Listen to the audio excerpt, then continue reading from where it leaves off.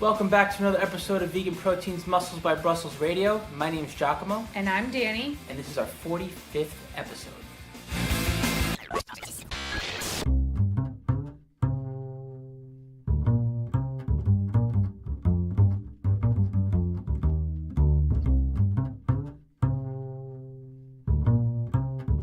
All right, so this should be airing in the first or second week of February. Unfortunately, this is our second time recording this episode. So tried to record batch episodes and I ended up deleting it, and it was a good one. So we are going to try to do it again without just sounding like we are repeating ourselves. By February, we will be gearing up for the cruise that is in early March. Very excited about that. And also, it is my birthday month. On the 16th, I will be turning the big 3-3, which is my 3 is my favorite number. So this will be double good, extra good.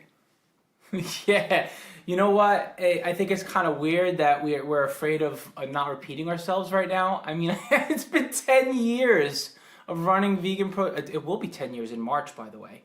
I don't know if anyone knows that about us, and we've been around for that long doing this damn thing, and loving every minute of it, you know? Highs and lows, but I gotta say, I don't mind repeating over and over again the answer to where do you get your protein, for example, which is pretty much what this episode is about. So if it's a little redundant, whatever. I feel like these myths need to be smashed once and for all. Yeah, I agree with that, and I also think that when you're trying to create content, you just have to accept the fact that you're going to be repeating yourself an awful lot. And there's certain questions that no matter how many times you answer them, you get asked them anyway.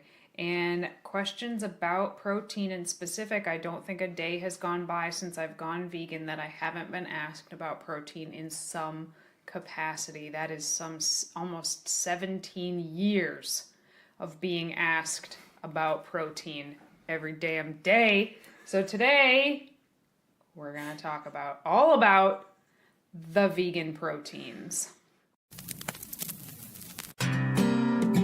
Today's episode of Muscles by Brussels Radio is proudly sponsored by 𝐬𝐻𝐈Q, a life insurance company that specifically rewards vegan lifters for their health-conscious choices with lower rates.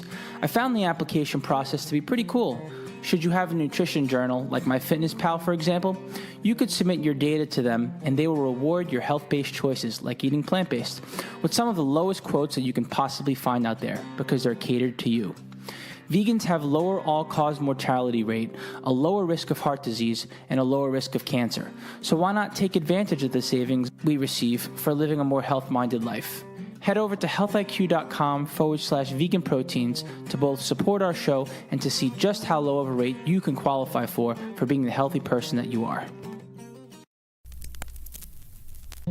So while we're delving into our favorite question here, why don't we just get right into it? Where do we get our protein? Got any answers for me? I can't with that question. I appreciate your enthusiasm, but you can't ask me that, 𝐬𝐝𝐶. You can't ask me that like that. But I have to. It's literally like the age-old question. Where does the vegan get their protein? You know, the truth of the matter is that everything has protein, you know, and that is inherently true. But that being said, as athletes, as vegan athletes, you know, we realize that certain plant-based foods have more protein than others, you know, and to be screaming from the top of the mountain that almonds have protein and quinoa has protein, well, like, I get it, you know, there's a little bit of protein in everything and it does add up, but is it really going to make it so that you're going to get as much protein as you need for the day? Well, I think that's the question is how much protein do you need in the day, and that is going to depend very, very much so on your lifestyle.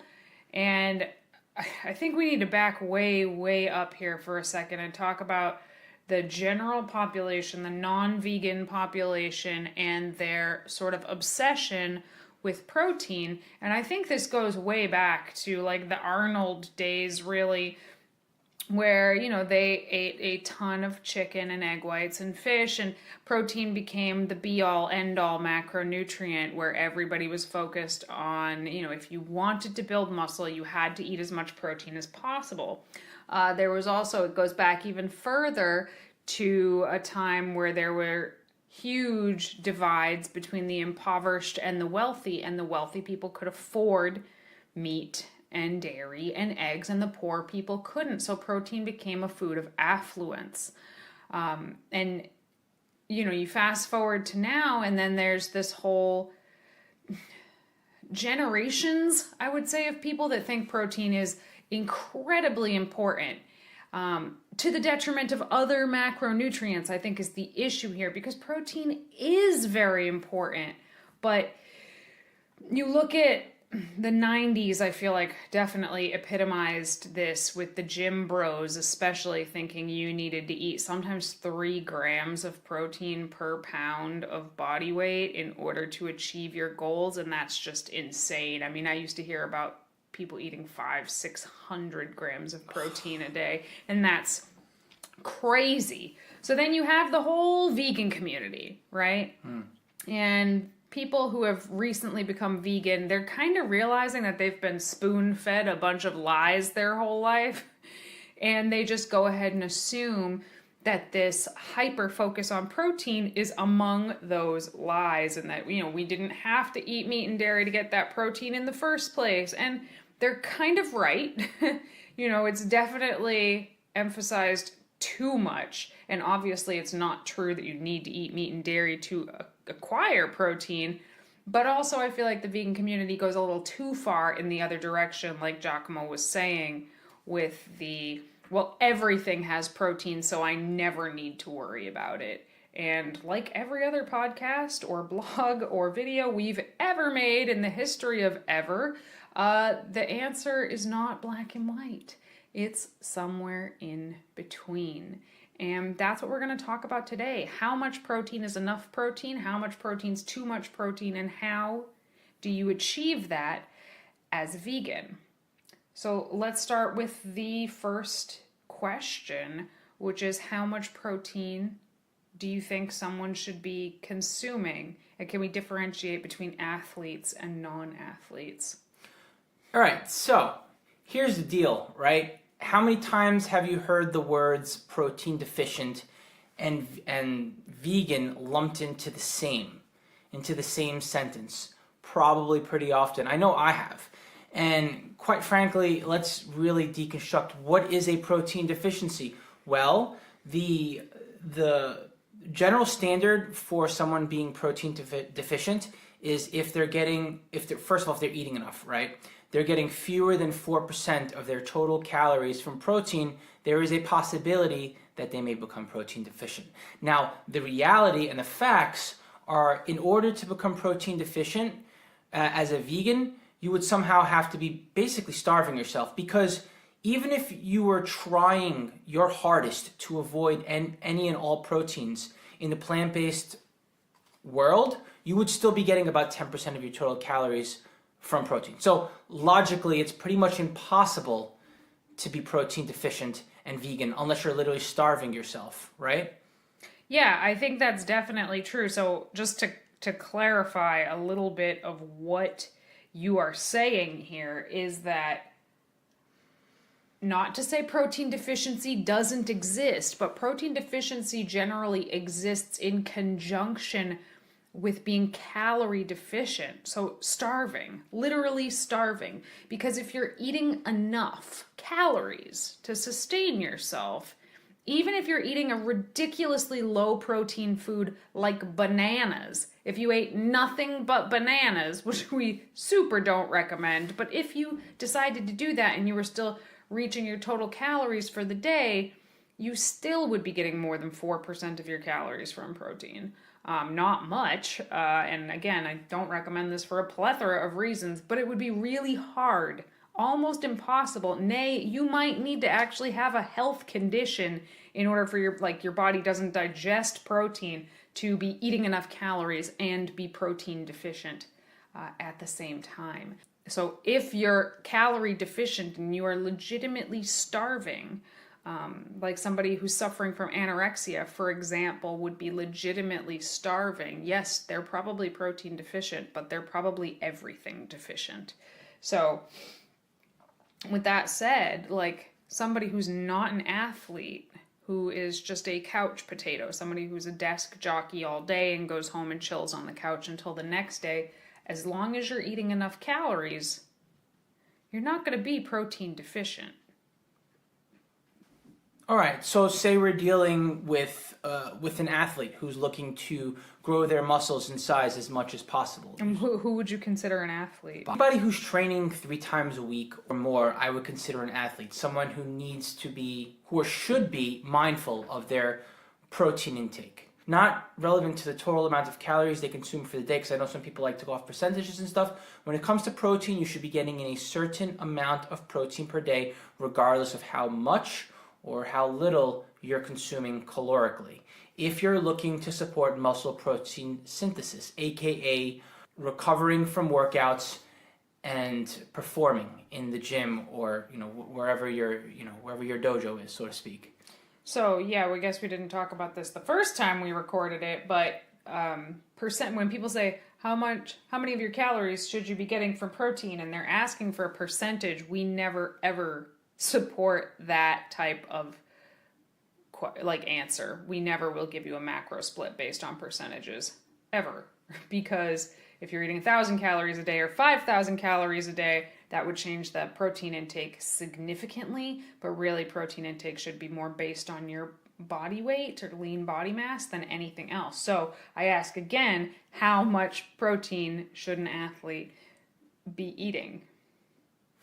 0.8 to 1.2 grams per pound of lean body mass. Not per pound of body weight, but per pound of lean body mass. So the first time we recorded this, we used me as an example, so let's do that again.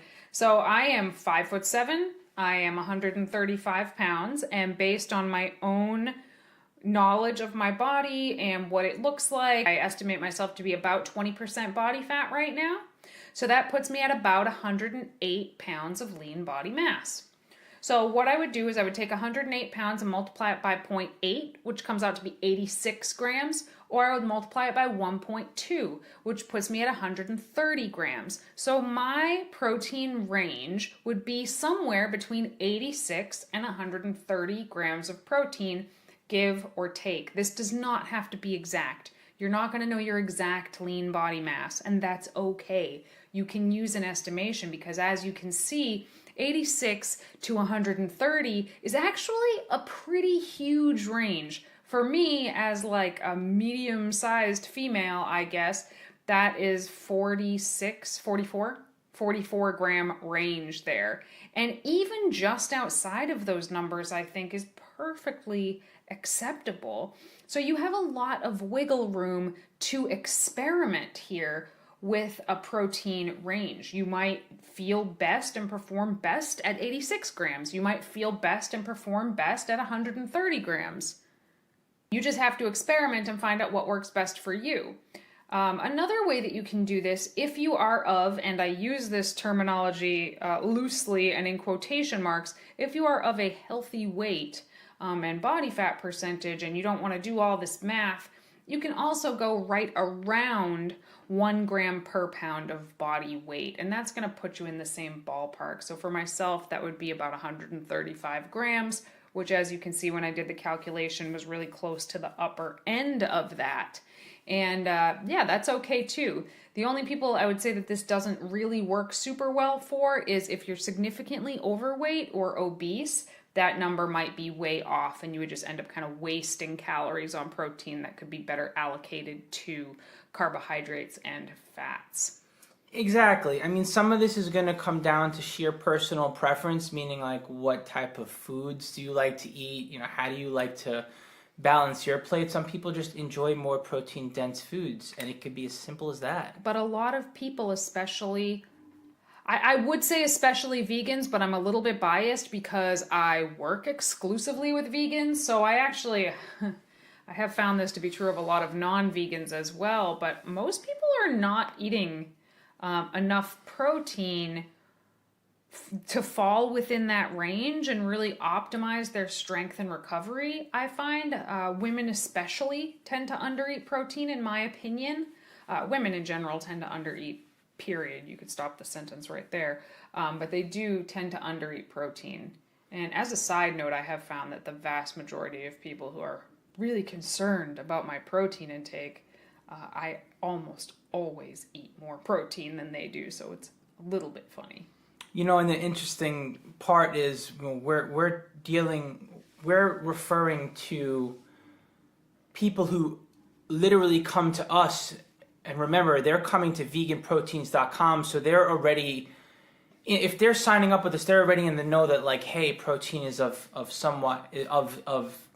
protein is somewhat important. So just imagine on a much broader scale, you know, that it would stand to reason that more often than not, women, men, vegan athletes in general are just not consuming enough protein for the day. And again, like, I think it's important to reiterate, this doesn't put you in danger.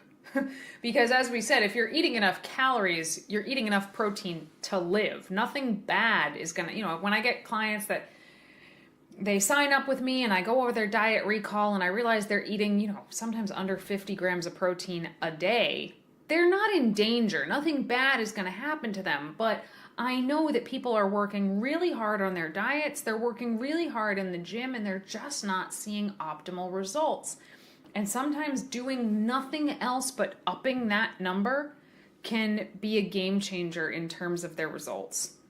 Yeah, the other thing is it's just important to realize that every person is different, and you may very well not fall into the pool of people that may be affected. You know, like, for in other words, you know, someone who needs to consume a lot of calories, for example, like, they may just so happen to be consuming enough protein.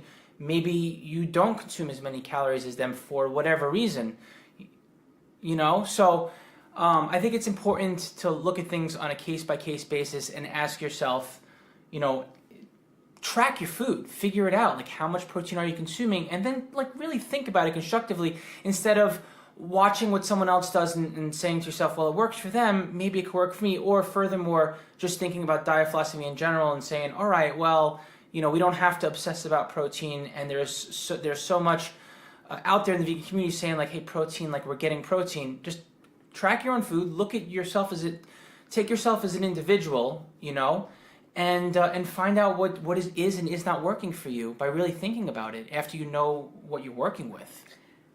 So if you find you're one of those people who is under eating that protein range, I guess, by a lot, and I do get a fair number of clients who that is exactly the case. They're doing so much right, but that is just really low. And when we make that change to bump up their protein, honestly, those are some of the best responders that I have, period, are people that were already eating enough. They just needed to shift their macronutrient substrates, like where the food is coming from, and things just start to go like magic in the gym. So I would encourage people to, you know, give that a shot if they feel kind of stuck in their goals. You might be surprised, you know, taking 40 grams away from your carbohydrates and adding it to your protein instead could be the game changer for you, because it has so many effects on recovery, on satiety, because protein is very, very filling as opposed to carbohydrates, which kind of aren't, which is why some people, not all people, but some people can just eat carbohydrates endlessly without feeling full. It's very hard to do that with protein. It also has a much higher thermic effect of food, which means your body actually burns way more calories just digesting protein than it does with carbohydrates or fats. And it also slows down the digestion of your other food, because your body's like working hard to digest the protein, so it slows down the full processing of carbs and fats. So everything kind of takes a little bit longer to go through you. And especially when the goal is fat loss or weight loss, that can be very, very beneficial for you. Yeah, we touched upon a lot of points there, right? Performance, satiety. These are obviously, you think that they would appeal to somebody, but what I have found is when someone already is hesitant to make a change, you know, and it comes to, and they wind up committing to the process of eating more protein, and they're already scared, like they have in their head that they're scared of that. I don't think people are scared of eating more protein per se. I think people are scared of the protein sources. That's what I find a lot. The idea of like, okay, we're going to eat more protein, and people are like, yeah, totally cool. And then you start adding tofu and seitan to their meal plan, and they're like, whoa, slow your roll with this processed junk. I don't do that. And then that's a whole conversation. Well, yeah, sure. I mean, we could talk about that till the day is long.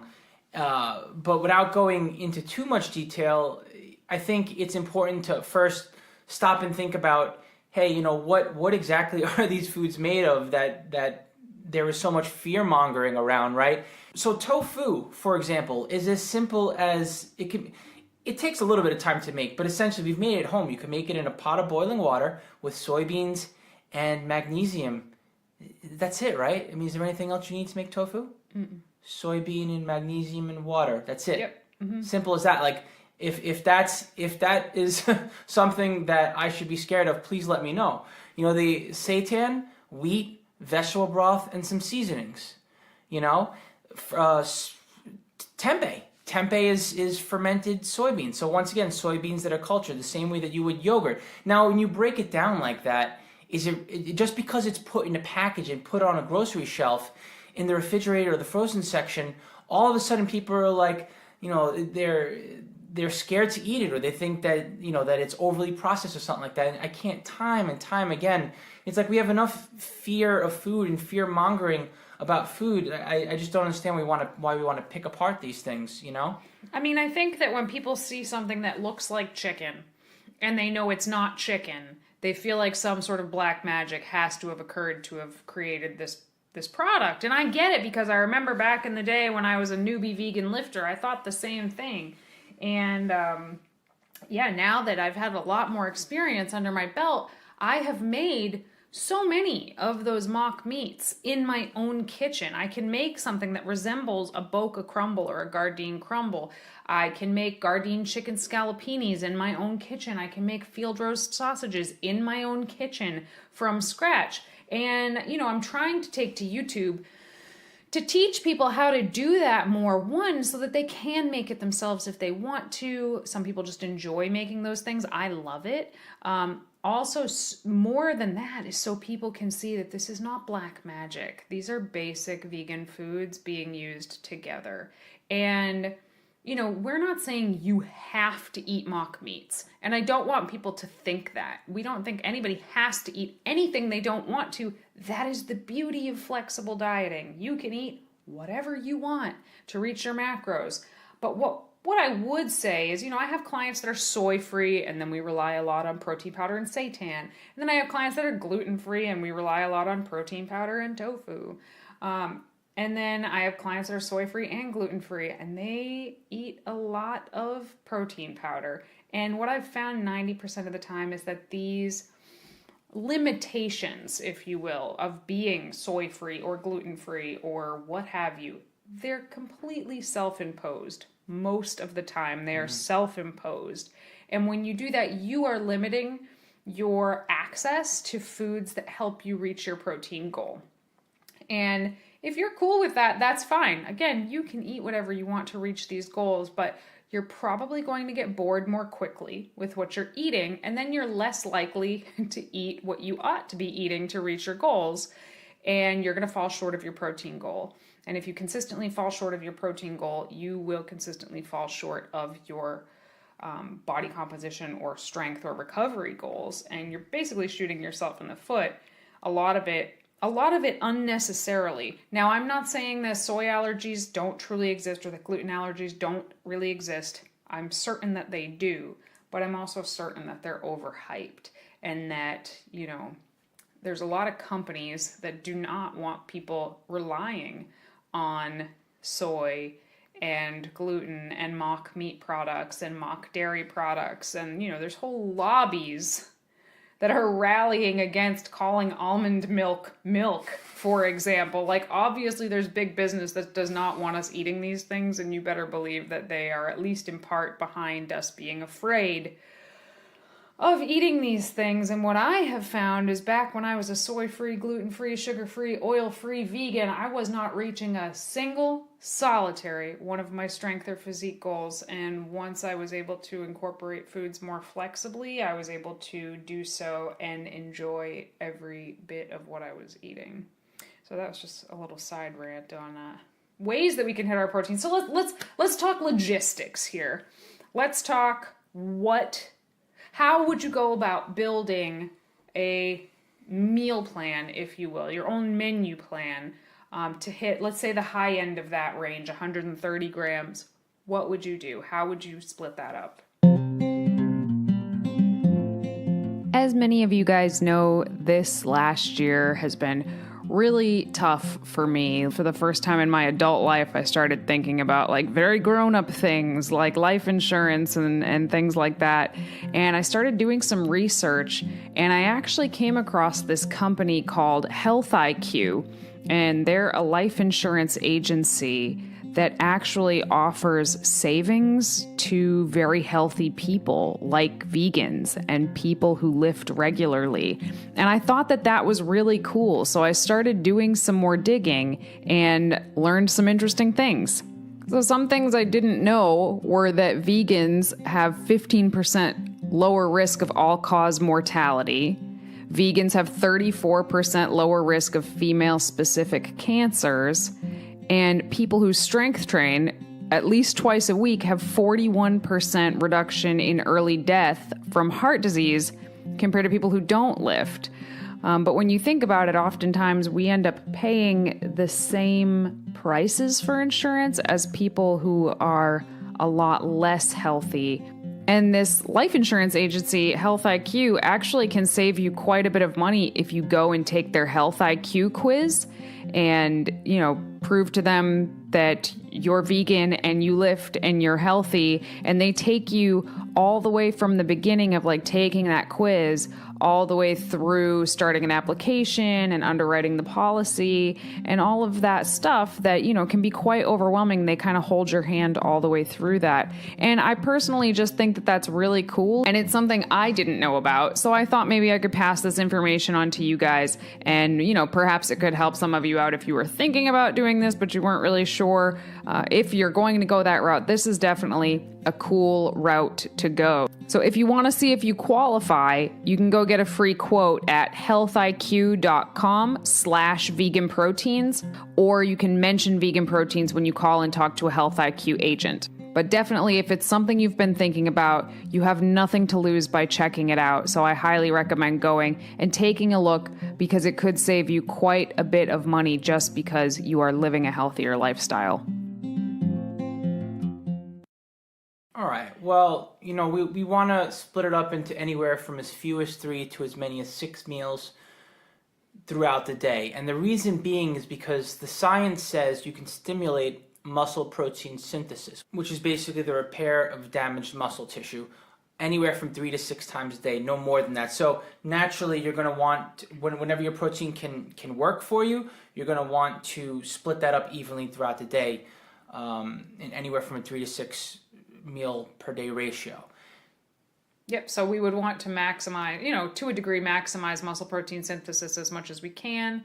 So fewer than 3 meals, we'd be, leaving some gains on the table with some opportunities for stimulating muscle protein synthesis. More than 6 meals, and the protein feedings are probably going to be so small that they're going to be below that protein threshold of stimulating muscle protein synthesis, which is, depending on the person, between 20 and 25-ish grams of protein. So if you're eating a meal that's 15 grams of protein, for example, it's probably too low to stimulate muscle protein synthesis. Yeah, which is why I usually like to kind of find the sweet spot around 4 or 5 meals a day. So let's just take 4 for an example. We have someone who wants to get 130 grams of protein in a day.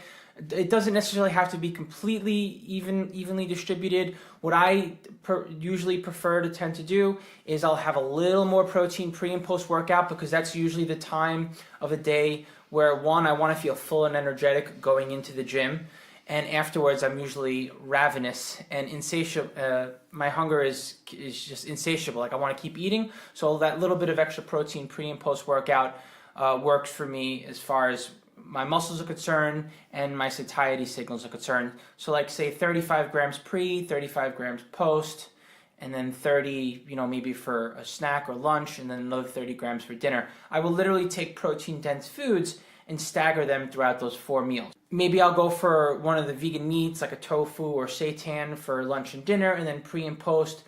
For convenience purposes, I know, Danny, you're not really a fan of the protein shakes. You like to, you don't like to drink your food. But for me, honestly, I find it's a good time, convenience-wise, to get them in. And then I build around that. So I think, you split it into the number of meals you want. And if you're using something like MyFitnessPal, which I recommend if you're tracking your food in the first place, MyFitnessPal is a great way to do it. So split it into the number of meals you want. Plug in your protein-dense foods first. So what are some protein-dense foods that are vegan? Well, tofu, tempeh, seitan, Beyond Meat, Gardein, Field Roast, Boca, Eve's, Light Life, a plethora of protein powders like Elevate Nutrition, Clean Machine, Plant Fusion, Raw Fusion, True Protein, Sun Warrior. I mean, there's so many now. And what you'll find interesting is not just what's on this list, but what is not on this list are things like beans and peanut butter and quinoa. Because if you were to look at the Instagram memes, you'd think that's where all the vegan protein is, right? In the pumpkin seeds and chickpeas. And guess what? That's not true. So yes, they do have some protein. A half a cup of chickpeas has 5 grams of protein. Whoop-de-doo. Do you know what else a half a cup of chickpeas has? 27 grams of carbohydrates. Chickpeas are a carbohydrate food with some protein. Look at peanut butter. 2 tablespoons, 2 measly little tablespoons of peanut butter has 6 or 7 grams of protein. Do you know what else it has? 16 grams of fat. So peanut butter, for example, is 80% fat. Hemp hearts, very high in fat. Almonds, cashews, any nut or seed is going to be predominantly fat. Chickpeas are about 70% carbohydrates. Lentils, black beans, kidney beans, all of those are going to be very high in carbohydrates. That does not mean that the 5 or 6 grams of protein in them doesn't count. It means you don't want to make that the main protein of your meal, or unless you are a larger person or somebody with a very fast metabolism, you're probably going to go over your carbohydrate or fat goal using those as your main protein sources long before you hit your protein. So when you're splitting your meal plan up into, let's say, 4 or 5 meals, plug in those protein-dense foods first. The tofu, the tempeh, the seitan, the mock meat, the protein powder in your shakes. Plug that in first, and then plug in the, protein extras like chickpeas and nutritional yeast. Vegetables are, they do have a fair amount of protein in them. It's just they're so calorically light or nutrient dense, but not calorically dense, that you can't get a lot of protein from them because you'd have to eat literally like 10 pounds of broccoli in a day. So you want to plug those things in second. And then after that, you would want to plug in your more overt carb foods like potatoes or rice, or your overt fats like avocados. Yeah, exactly. So, and we're not sitting here saying that the vegan proteins that are higher in protein are going to make up the bulk of your protein in your diet, and we aren't necessarily even trying to say that you should think of macronutrients in isolation. What we are, however, saying is to start with those overt proteins, and maybe they make up like half of your total protein for the day, and then the other half you're going to make up organically just by consuming a variety of foods, right. Yeah, no, that's a good point. Because sometimes when I'm building a program for somebody, I'll do exactly what I just said, plug in the overt proteins. And then as I start to fill in the gaps, I find that protein is getting higher and higher because the protein extras, the stuff from the beans and the nuts and seeds, it is adding up. And then sometimes we can get way over that 1.2 grams per pound of lean body mass threshold. And then I will go back to those protein dense foods and make the serving sizes smaller. So it takes a little while to get the feel for it. And like Giacomo said, it's not always going to be like, you have this huge brick of tofu on your plate and like 3 spinach leaves on top of it, and that's your whole meal. Although sometimes there are times when your goals are structured in such a way where you are eating kind of more protein dense foods than anything else. The whole end of my prep was just like that. But now that I'm no longer in prep, my plate looks much, much more balanced in terms of all the types of food. So it really just depends. But it's very hard, I think, for a lot of people to figure out how to get their protein in without going way over their carbohydrates and their fats. And this is a trick to help people learn how to do that. Split it up into your meals and plug the protein-dense foods in first and fill in around them. This is also a great way to learn what is protein-dense and what isn't. Because even tofu, we just said tofu is a really protein-dense food. Tofu is like 50% fat. Certain protein powders, you look at like Elevate Nutrition has almost no carbs in it. You look at Orgain protein powder, and it's got 15 grams of carbs per 20 grams of protein. So, it's a good practice to get into just to learn as well. Well, I guess another question that I feel like comes up pretty often, honestly, even though to me it's not super duper relevant, but I'm curious to hear your opinion on it, Danny, are there certain types of proteins that are higher quality than others, and how heavily do we need to weigh this out when we're creating our meal plans? So I think this is a great question, actually, and a lot of it so it starts back in the 70s with that study about combining proteins, where it's like you have to eat rice and beans together to get a complete protein.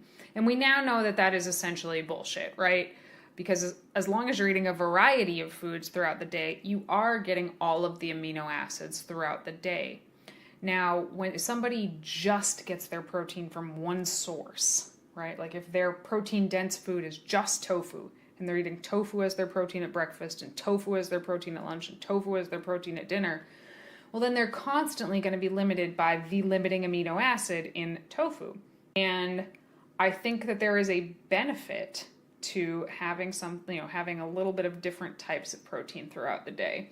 And I was actually having this conversation with a competitor client of mine not too long ago, because she was a little bit hesitant about having some of the packaged mock meats on occasion, and said she would feel, a bit better if she just had tofu, assumedly this being the cleaner protein, so to speak.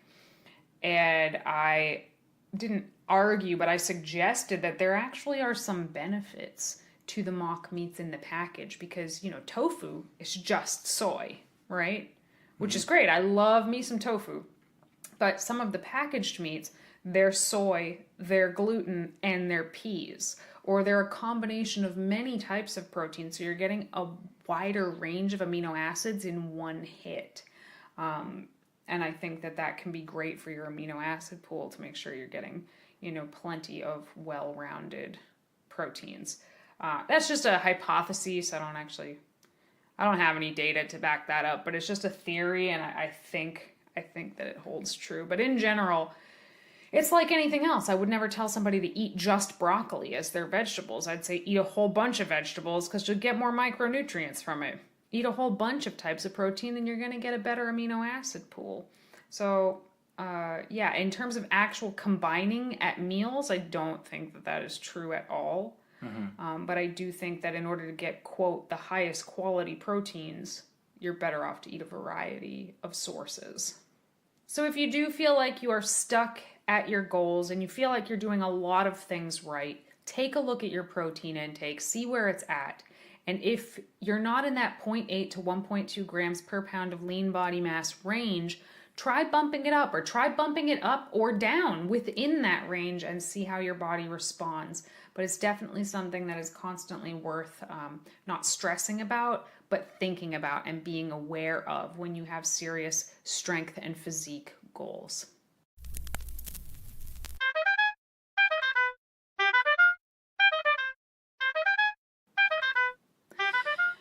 right, moving on to our question and answer segment. So unfortunately, we did have 2 questions that we recorded in the first time we recorded this episode, and they are gone. So I can't even remember what they were or who they were from. If you had a question and you don't hear it answered by the end of June, ask it again. All right, Giacomo, this question is for you. It is from Vegan Shred on Instagram. What are some winter foods that don't pack on the pounds? What's up, Aaron? Didn't I hear from you like yesterday? It's good to hear from you again, my friend. Aaron just finished competing himself, so I'm sure that he's, wanting to keep up with his conditioning and whatnot. And regarding your question, we're going to be going for, I think when our concern is to not pack on the pounds, it's a matter of keeping within our caloric budget, right? And we want to keep within our caloric budget and we want to maintain a certain level of conditioning. My suggestion here is to go for voluminous foods that are good in the wintertime. I think squashes are major. Squashes are really helpful.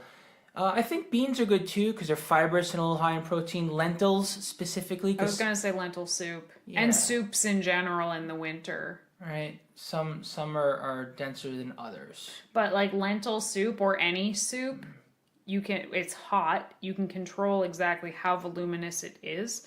So like when I want something hot that is really low calorie, I will do a vegetable soup that it's basically just vegetable broth with carrots, onions, celery, and greens and spices. And that's like as low calorie as you can get. Some cabbage in there. But if I want to make it a little denser, I'll add some potatoes or I'll add some lentils or seitan, or you could even add noodles and make like a seitan noodle soup. So I feel like there's so much that you can do with soup. So that's one idea. Yeah, I just wonder if I'm going to piss people off with this one because it's it's the food that people tell us, it's the number one food that people tell us, like, I like anything but mushrooms. But mushrooms are not only relatively dense in protein, they're filling, and they go good in soup too. People that hate mushrooms also hate eggplants, is what I've found. Mushroom and eggplant. Really? On our list of like, what foods do you like? What foods do you dislike? If someone says mushrooms, they almost always say eggplant. Interesting. Let's see, some other wintry foods. So I don't know, we live in like the tundra, but I know that you live in Canada, so I imagine it's like that there too. But cruciferous greens, collards, kale, that definitely are good food that's still growing in the winter here. And yeah, I think you covered it with squash. Those are my favorites there. Mm-hmm. All right, I got a question for you, Danny. Mm-hmm. What can you do to boost your metabolic rate? This question is from Sweet on NH on Instagram. What can you do to boost your metabolic rate? So there's actually a lot of interesting research coming out right now. And when I say interesting, I mean depressing. In that,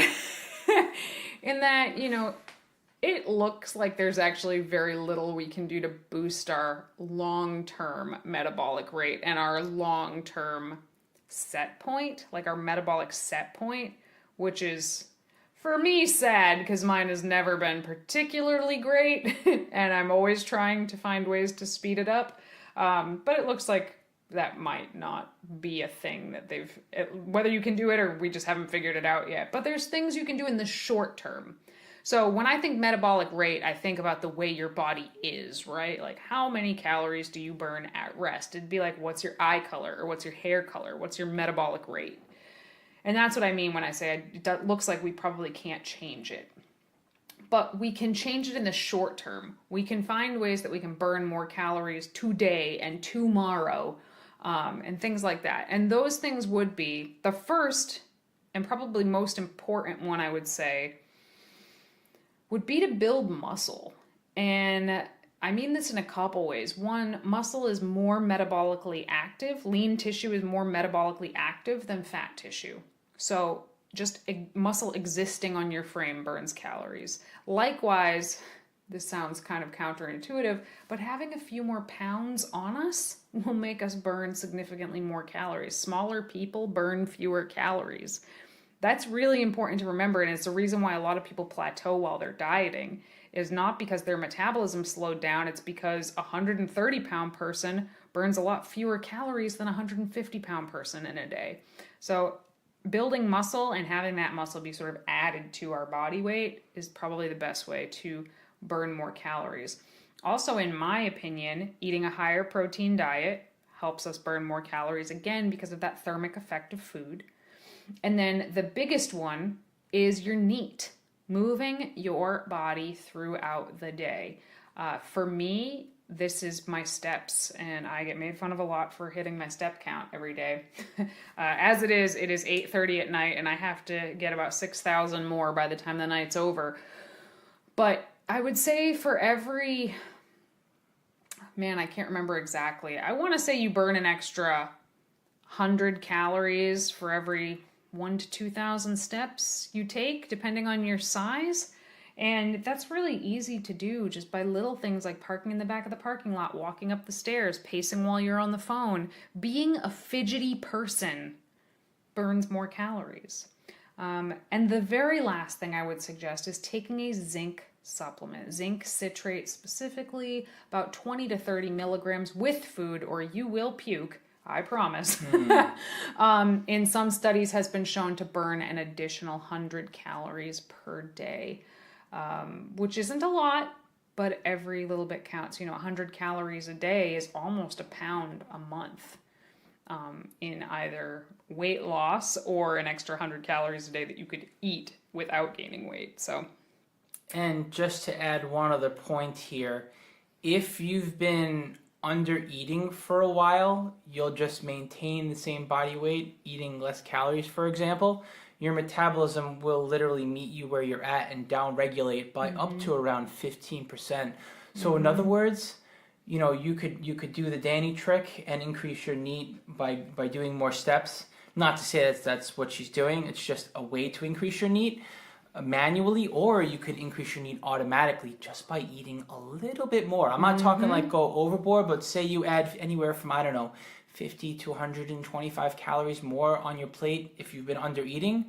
You'd be surprised where your body literally adapts to that and nothing else changes other than the fact you're eating a little more. Because guess what? When you're putting a little more fuel in the tank, but it's not over the top, you are going to just start naturally fidgeting more just because you have more fuel coming in. Your body's like, all right, we could use this stuff. That's a great point, गि'Chmo. That's a really good one, and 100% true. But that's kind of a trial and error one. Like, you kind of figure that one out as you go. Like, okay, look, I'm eating a little bit more and my weight's staying the same and I feel better. Oh, I'm eating a little bit more and my weight's staying the same and I feel better. Oh, I'm eating a little bit more and now the scale is going up. Okay, you found your threshold. That's where it is.